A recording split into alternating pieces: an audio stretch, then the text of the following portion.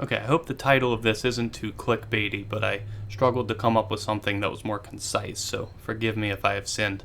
But anyway, today I wanted to share something that I was guilty of for years, and I hear it time and time again from new students. And they always say, I practice a tune for hours improvising along with a backing track, and I'm just not seeing improvement.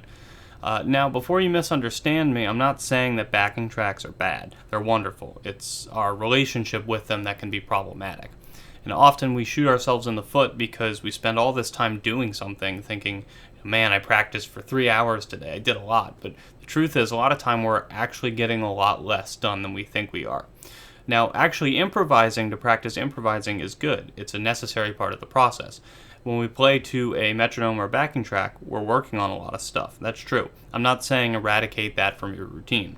But I really want y'all to understand that there's a difference between having stuff to play and knowing when it can be applied. And when we practice tunes and play along with backing tracks, a lot of times we are disproportionately practicing the latter when actually most people need to work on the former.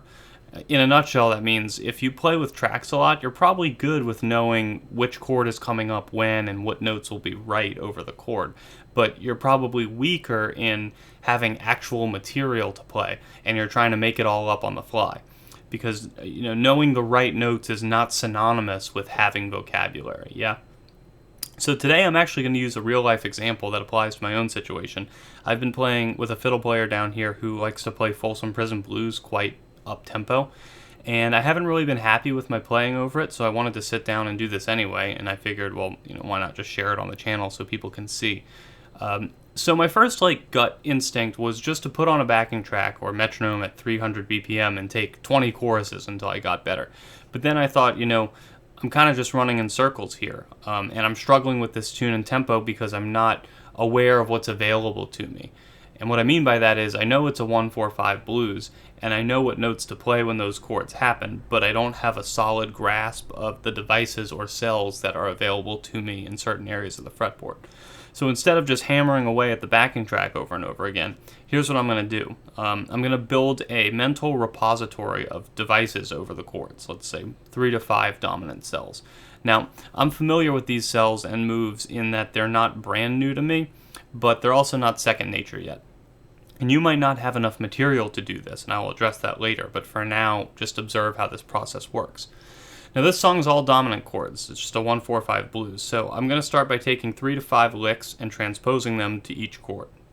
And one of the devices I'm going to use is the opening lick of the solo on the record, which is flat 3, 3, 5, 7. So over E7, it would be this, flat 3, 3, 5, 7. Now over A7, it would be this, and over B7, this. Now, before we continue, this part of the process is a great time to put on the backing track and just play the phrase over each chord. Notice that this is different than just playing to the track and just winging it, saying, oh, here's B7 coming up, I hope I can come up with something to play, and hoping it gets better by the 20th chorus. This is very intentional. We're not just leaving it up to chance. Hit or miss isn't good enough. So, moving on, another device that I like is just a 7th chord, but it's played 5, 7, and then 1 and 3 together. So that's an E, and an A would be, and then in B. Next one I'm going to use is this classic double stop idea, which is bending the 2 up to the 3. 5, 3, release to 2, 1. So in some iteration, we'll see what happens. And the last device I'm going to use will be these thirds, which will be 5, 7, 4, 6, and 3, 5. With a little hammer on, so in E, in A, in B. So what I would do at this point is play one chorus for each of these ideas. So I would do one chorus playing that first lick on each of those chords, and another chorus doing the second one on each of the chords. I'm not going to do that in the interest of time, but what I will do is make a single chorus using a mix of these devices. So something like this.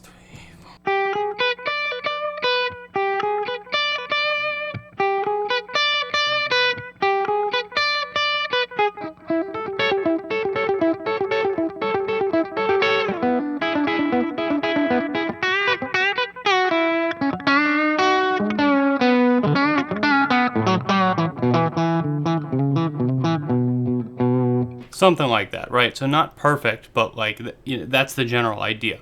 Now, I imagine there are some of you sitting there seething, just thinking, that's not improvising. First of all, I disagree. But even if you don't think so, realize that this isn't even the end goal. Part of proficiency in improvising is being able to manipulate these devices. That is what will make it sound less like, here's a lick, but you have to start here to get there.